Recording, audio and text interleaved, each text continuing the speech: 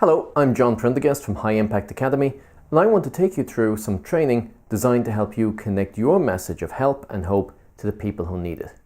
Something that matters a huge amount to me in life, because for most of my life I lived with chronic anxiety and depression, and I didn't realize. I just thought that's how life was. I needed to somehow just buck up and try harder. And part of that is that whenever I encountered people talking about anxiety, talking about depression, they never managed to connect the reality of what I was living to those topics. I always assumed they were talking about something that was much worse that happened to other people. How you craft your message, how you get it in front of the people that need your help, is of vital importance, not only to allowing you to earn a better living, but really importantly, to ensuring that the people who need your help, first of all, know that it's possible to get help, and secondly, know where to start looking for it. So I want to take you through some of the training that I've developed that allows that to be done in a very easy and managed way. By profession, once I overcame my anxiety after 3.5 decades of living with it, I became a psychotrauma and anxiety therapist. And I needed to be able to get the message that I had learned, that their illness could change, that their anxiety could change, their depression could be lifted. And that wasn't as easy as I thought. I started out, I put out a press release, I got 6 clients from that. I thought, this marketing stuff is easy. 5 or 6 weeks later, I'd helped most of those and I had 1 person still with me, no new clients. And I realized it isn't half as easy as I'd expected or hoped.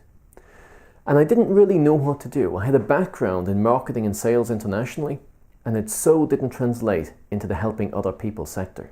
It really is a very different playing field from anywhere else where you try to market your message.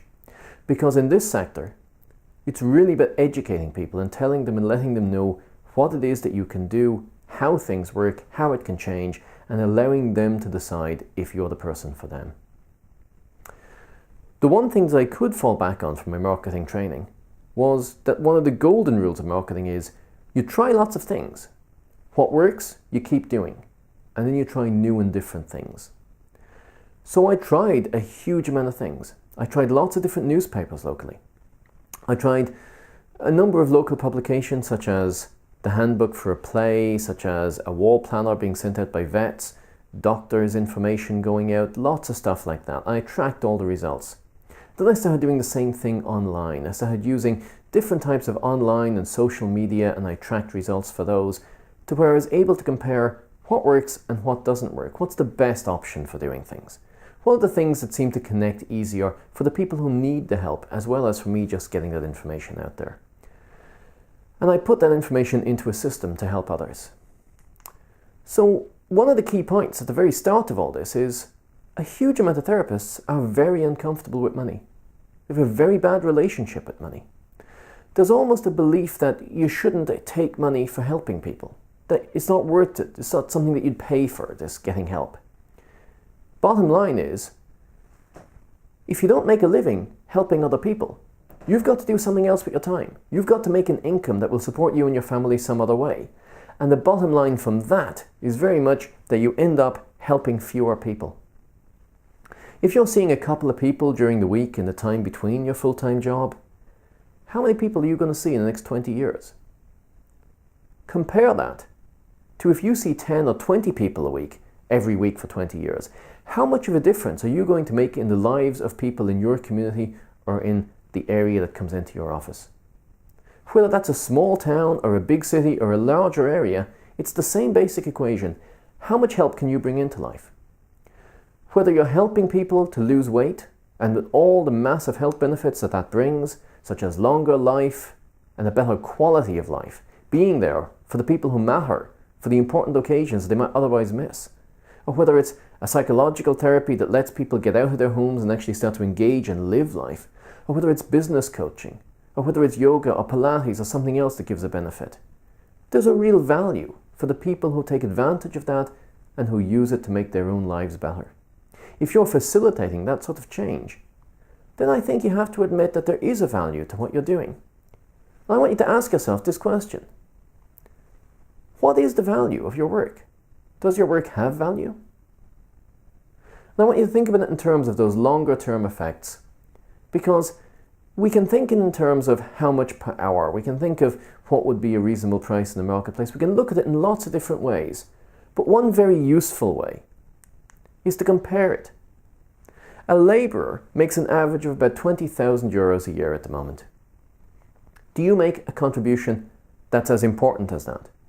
If you were doing this full time, if you were helping people full time, if you were letting them create better lives with your help, would it be worth as much as 20,000? Would it be worth as much as a labourer contributes? Would it be worth as much as a software engineer? 38,000 approximately. Stack up the benefits they bring into the world, the value they bring, and look at what you can bring. What about a college lecturer? 65,000. They make a big difference in the lives of young people and sometimes mature students, which I was myself. The value of that is significant. What's the value that you bring? Is it as significant? Is it more significant? Is it less significant? But I want you to start thinking about allying these two concepts. Helping your client and earning a living should go hand in hand. If you're providing value, if you're making people's lives better, then it's perfectly okay to make a living doing that. You really should be making a living doing that, because if you're not, you're going to have to cut down on how much help you can give. Or you'll end up just resenting the work that you do, maybe even resenting your clients, feeling taken advantage of. So many people burn out, and a huge amount of therapists particularly burn out within the first year. And an awful lot of fitness instructors and coaches, they do it for a while and they drop off. You have to make sure that your business is sustainable. And that's both in terms of you being able to make a living from it, and also making sure that the stress level involved is manageable, and that the benefit that you're giving out to people is of real value to them, so that you can feel proud of the work that you do. So I want to take you through a little bit of the SPICE program, which is a program and the framework that I've put together to help people to do just that. From all of that information I got when tracking all my results and when trying all these different things, I found and codified a number of common pieces, a number of elements that if you put together, give you a much better chance of actually creating that connection and giving people the opportunity to get the help that you can provide if they want it. The first part of this program is that you need to make sure that you serve your clients' needs and your own. Too many people just go for the client's needs. They ignore their own needs. They ignore the fact that they need time off, that they also need an income, and that they need to be able to do this in a sustainable long-term way. You need to make sure you're providing value to your clients. You need to know what it is they want. In any aspect of personal development or growth or health, you need to be clear, why is it that they've come to you? Because most things that we do have a number of different applications. If we take personal trainers, a personal trainer can help people get fit. The goal might be to run a marathon, or it might be to live 10 years longer, or it might be to have a much reduced chance of ever developing Alzheimer's. But once you know what it is that the people out there who are looking for your service are actually after, once you can provide for those needs and at the same time provide for your own, making sure that it's worth your while to do this, that you're able to sustain it, that your family are taken care of because you have a job and that allows you to help more people, then you're in a very good position at the start. You need to prepare your message for the right people. You need to make sure that once you know who it is and what they want, that you can identify that in the message you put out there. An awful lot of people put out messages about anything in the sort of way that's normally out there. And I'll give you an example of that. I wrote an article on stress in my first year as a therapist, and I put it in a local newspaper, and I talked about it in all the usual sense that you see in a newspaper and on TV, about how stress is a killer and stress can cause this and stress can cause that, and business can create huge stress for people's personal life, and all, the sort of vague way that we put it. I got zero interest, not one single phone call from that. The following month, I wrote the exact same article in a different way. I talked about all the same things, but I related it into the personal experience of somebody who's stressed. What would they physically feel? How would it feel? How would they be thinking? How would they notice it? Once I made it real, once I connected to it so that somebody reading that article in the newspaper could just go, hang on, this sounds like me. My Sunday night is worse than my Monday morning. I worry about it more on Sunday night than it actually turns out to be bad on Monday morning. Once you have real things in it that they can identify and that just connect to the life experience they're having, then people will notice your message. And more importantly, they'll notice that your message is about them. It's something that's relevant to them. The people that's not relevant to, they're not going to notice either way. This lets you find those people who you really should be communicating with. And crafting that message is a very important part of the process. Make sure you've got a good message before you put it anywhere. Then inform those who need your help. And that's really about knowing where's the best place to put your message. I spent an absolute fortune on advertising. I spent, I think it was 7,500 on newspaper adverts in my first year. I spent 2,500 on Facebook advertising. I spent over 1,500 on Google advertising. Most of it did nothing for me, but a few things worked well.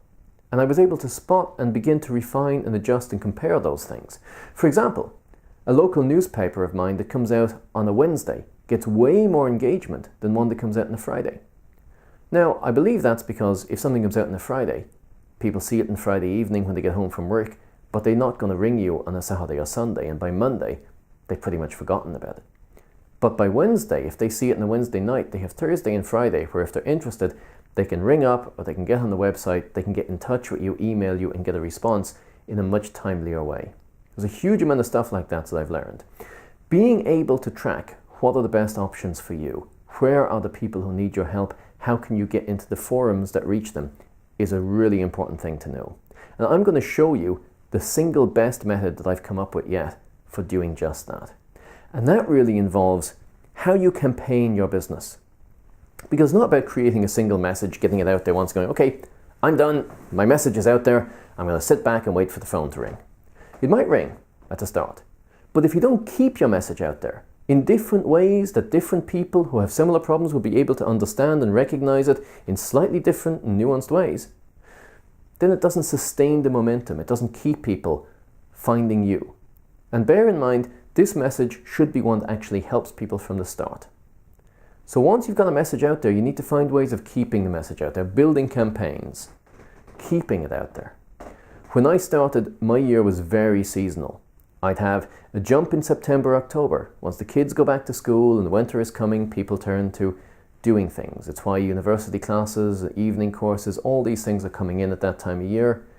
It's a time when we think about making change. November would then drop off, December was bad, January was mixed. You'd have people looking for the New Year's resolution help. February was quite poor. Then March, April would pick up as people began to think about getting themselves sorted before the summer. Now, because I know how to campaign using the right message, I'm able to stay busy all year round. I'm pretty much bomb-proof this year in that I haven't had a month where there's been a drop-off.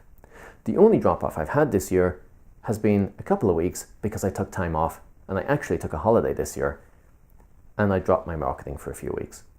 But I was able to turn that around within 2 weeks of coming back. And then, how you expand and reach more people is the part that I think is important after you've got this correct. Once you know who you're serving and what the needs are that they have, once you know how to make sure that you're taking care of your own needs in that, once you've got your message right, once you've got it out there in the correct places, and once you've continued to campaign it, you should be busy and you should be able to stay busy. Then is the time to look at how you can expand. And that can be expanding how many people you see with less effort marketing, or it can be looking for larger audiences depending on what you do. But I think it's a really important step that once you get things running, you look for how can you make it run easier? How can you spend more time helping people and less time trying to get the word out? So we're going to focus on one particular aspect of this, which I'm going to show you some really cool stuff on.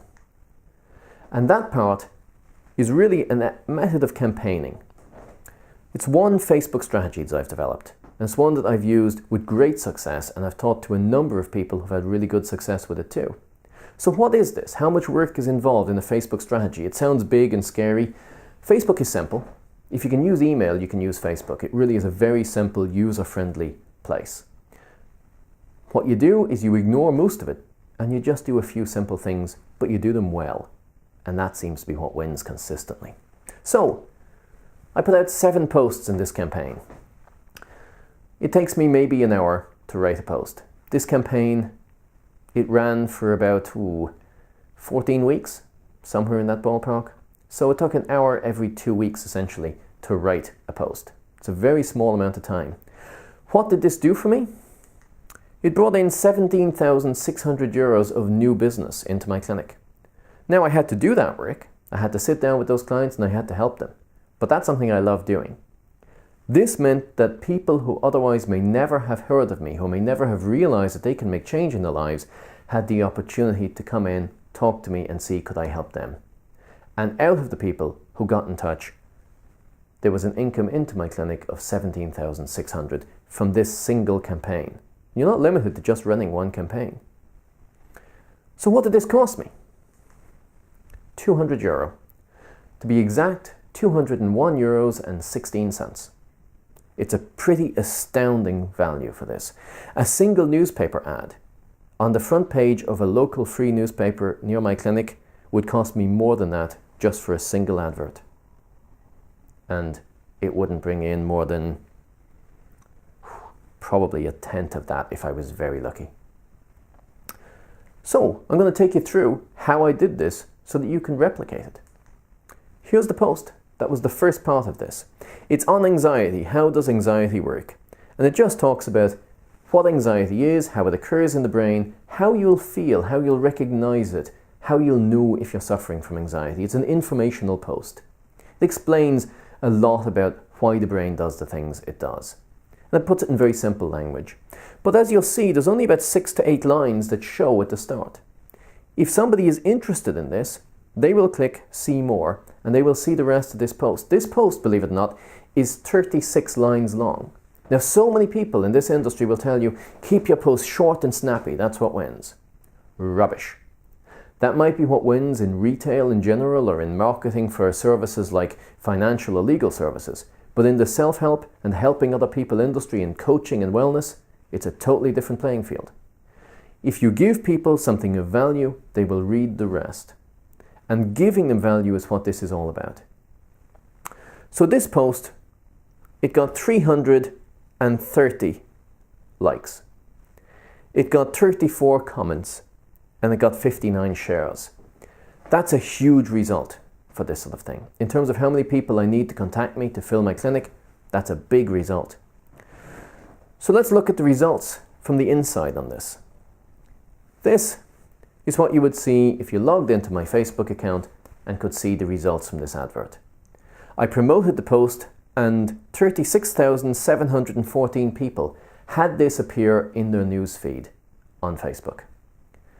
366 of those people engaged with it in some way. They clicked on it, they clicked on the link at the end, they shared it, they liked it. In some way, they found that what I put out was worth actually engaging with to some extent. The total cost for that, to me, was $84.75. That's about £50 sterling, about 65 euros. And here's a breakdown of what those engagements and actions were. 4 people played video on my Facebook page. 6 people clicked on other photos on the page. 23 people clicked the link. The link is a website address to my website that appears at the bottom of the post. There's no selling in this post. It doesn't say, if you have these problems, come to me and I'll help you.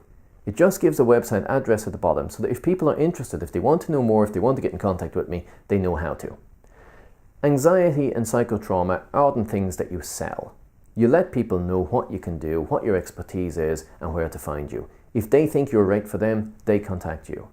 If this was going to be a post for Pilates or yoga or Zumba or something fun, then I would probably also put a phone number at the end of it, just making it easier for people to reach me. It looks a bit more pushy, so I don't do that for therapy, but I really recommend that if you're offering something that's fun or more social or that has a more engaging, broader aspect than just, well, something as narrow as psychotrauma and anxiety. But those 23 people went to my website where they can see exactly where I work, what I do, lots of information about how it works, lots of information about what it costs, how many sessions are involved, all that sort of thing that they would need to know if they were going to make a decision as to whether or not to get in contact with me. 58 people liked my page on Facebook. Now this is from a Facebook business page, and a Facebook business page gives you much more options when it comes to your advertising and your feedback on how well it's done. So I don't recommend using a Facebook profile to reach people. Set up a page for your business for whatever it is that you do, and use that to get the message out there. Because that lets you build up this fan base, essentially, of people who want to see more. Now, only about 16% of the people who like your page will organically or naturally see what you put on it. But it's a different 16% each time. Everybody on there will see stuff sooner or later as you go through. So I had these 58 people. That means the next time I post something, there's another 9 people approximately who will see it for free. That's a good result. It's useful. 255 people thought this post was good enough to actually like. That's a fairly good result. But the really nice bit is the 36 comments. There are also 46 shares. Now I'm going to come back to the comments in a minute, but I want you to notice on the shares here, 46 shares, whereas a minute ago, 59 shares. The difference is, this shows you everything. Organic reach, which means those people who saw it just because they had already liked my page or a friend of theirs had commented or liked it. And it also includes the people who actually liked it or engaged with it because I spent some money. So you have 46 shares here as opposed to 59 in total. 13 shares were organic in this case. So let's look at the comments, because these are the people who are really engaging with you. And this is something that you don't get with other types of advertising outside of social media. In a newspaper, you don't know who's liked it or not until they pick up the phone. Here, 34 people commented. Now, obviously I've blocked out the faces and the surnames. It is in a public forum that these people did this, but I just didn't want to use all that information here. But you can see some of the comments. Noel said it was very interesting. Joanne, so true. June, thanks, very helpful. Elizabeth said, great explanation. John said, brilliant. Kathy, in all caps, said, excellent. She must really liked it. Dimphna, how true that is, exclamation mark. Now I always say a special prayer. That helps me. Thank you so much. I'll be seeing you soon. I blocked that person's name completely because obviously they're identifying themselves as a client of mine. Lucy just tagged Reese. No comment, just, hey Reese, putting your name here, you need to see this. Julie did the same for Amy. There were also a few conversations on this where people came on board and they said, does this really hold true? Can you actually get out of depression, etc.? Can you get out of anxiety? I responded to those with a few lines about, look, I did, a lot of people do. It is a bit of work, there's a lot of things that you can do to help yourself. I gave them more information. When somebody actually takes the time to engage with you, take the time to engage back with them. This isn't a one-way broadcast system. This isn't radio where you just shout your message out there with a huge amount of people and hope for the best. This is an opportunity to actually get to know your clients to a certain extent, to get back in touch with them when they say something to you. So you'll see I've liked all of the comments. If somebody goes to the trouble of leaving a comment, I'm at least going to like it. If they ask a question, I'm certainly going to comment and respond to that and try and help them as much as I can. Another excellent thing to remember about this is your page. If somebody comes on and trolls and just hurls abuse, you can just hide their message or you can ban them from the page. Don't be shy about doing that. There's some people out there who will just hurl abuse. That's their problem, not yours. It's a very simple 2 clicks and they're gone from your page. So, all of this, all of the different types of engagement meant that people began to realize what I could do. And then they could make the choice. Were they going to ring me? Were they going to look at my website? Were they going to come to me for help? And of the people who came in, it resulted in a lot of people getting help who otherwise probably never would. And that was a win for them, and it was also a win for me in that I was able to generate work to the value of 17,600 euros. Now I had to work for that, but I'm perfectly happy to do that. So I'm going to take you through this just step by step. If you want to actually get helping more people straight away, you can start this tomorrow. Hell, you can start this today. Write 5 to 7 posts. Make them long, useful and helpful. Give people something for nothing. The worst case scenario is you make the world a better place. I can live with that. You only need to write the first one at the start. Write it, get it out there. You can write the second one a day or 2 later and you can keep going. You don't need it all done at the start before you put the first piece out. Get started. Do something. Try this. Make it work for you. I can't guarantee you're going to get the results I got. But if you write a good message, if you get it out there consistently, and if you learn from what works and improve, you have a real good opportunity here. Make sure that in each of the posts, you've got a really good first 6 to 8 lines. That's the thing that will let people know, what is this about? Does it apply to me? Is it worth reading? Once you do that, people will read any length that you need to put there. Whatever information you've got to give them that will make it easier for them to make their lives better, put it in there, but make sure that they know what it's all about in the first 6 lines. And end with your website or a phone number. Again, if it's a therapy or something that you don't sell, just put your website in is my recommendation. Don't try and sell things like that. I just don't think it's the way to do it. Let people know that they can find you if they want. But if you're doing something like fitness, or personal training, or yoga, or Zumba, or any of the usual things in that category, put in a phone number. You can even tell people when it is, if it makes it easier for people to reach them. That's perfectly acceptable and perfectly useful to help the people who might want it in that way. Boost your post. So don't take out an ad on Facebook which gives you 2 lines. It does very little by comparison in my experience. Go into your ads manager and select promote a post. And promote that post for engagement. You'll have several options. Facebook sort of asks you, what is it that you want to achieve with this post? Do you want people to like your page? Do you want them to click through to a website? Do you want them to engage with the post? And a bunch of other options. The 2 that I think will be most useful to you in this sector of the industry are bringing people to your website, clicking through to a link, or engaging with the post. And if I had to pick of those 2, I pick post engagement. And here's why you really don't want to go for what looks like the first one and the best one on the list when you see it on Facebook.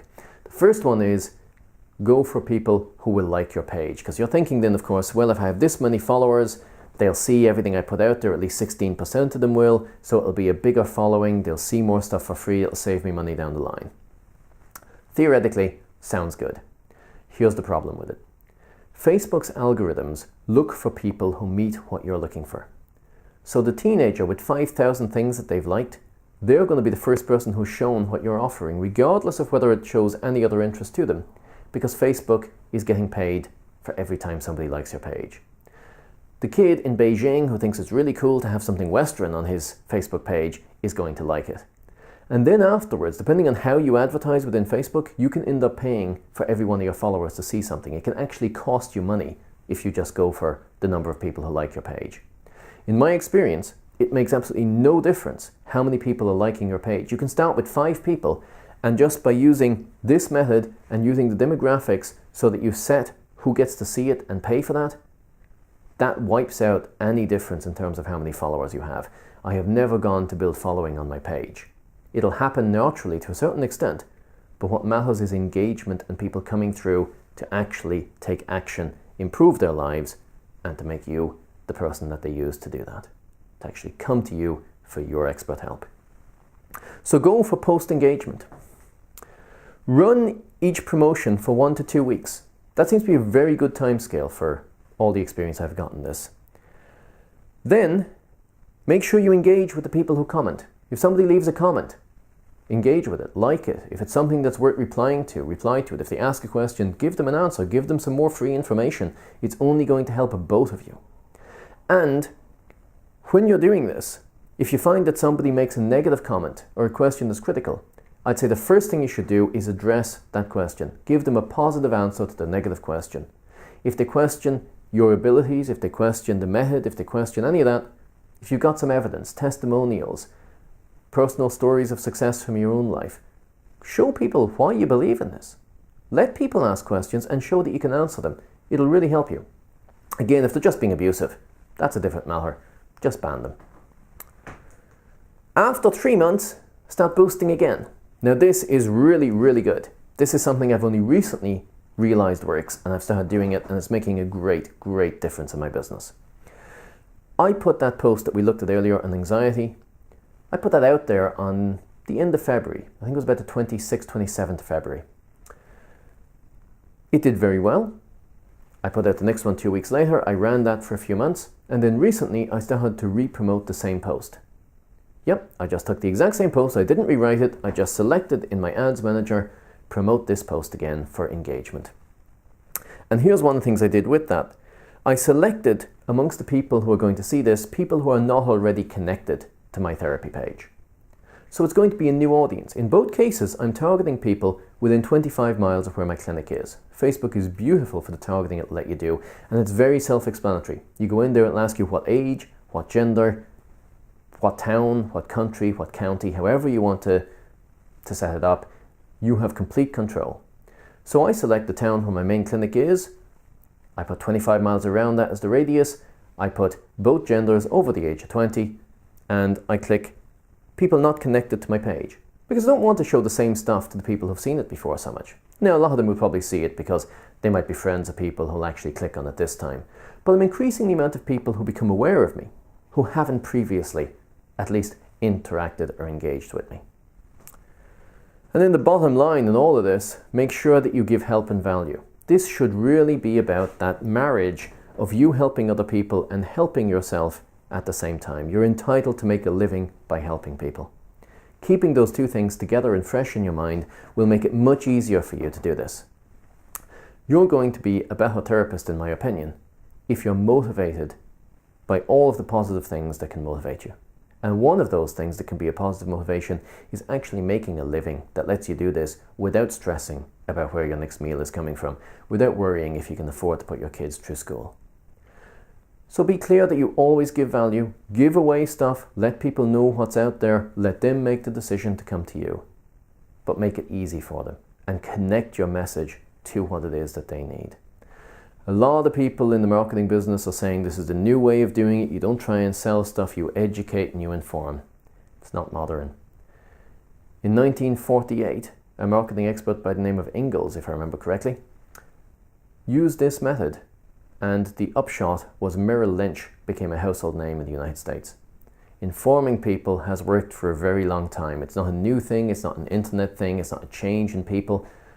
What I'm showing you here is the easiest ways I've ever found of getting that information out to people so that you can see a quick return. When I need to increase business, if I've dropped off on my marketing or if I've been away or something has come up like that, I can see a massive increase in 2 weeks from starting a campaign like this. When I started re-promoting this, when I came back from holidays this summer, there was been a bit of a dip because I'd been away, I hadn't been marketing, I hadn't maintained the campaign. So I restarted at that point. I had 5 people come in to see me, new clients, on the week 2 weeks after that. So 2 weeks after I started re-promoting, 5 new clients coming in the door.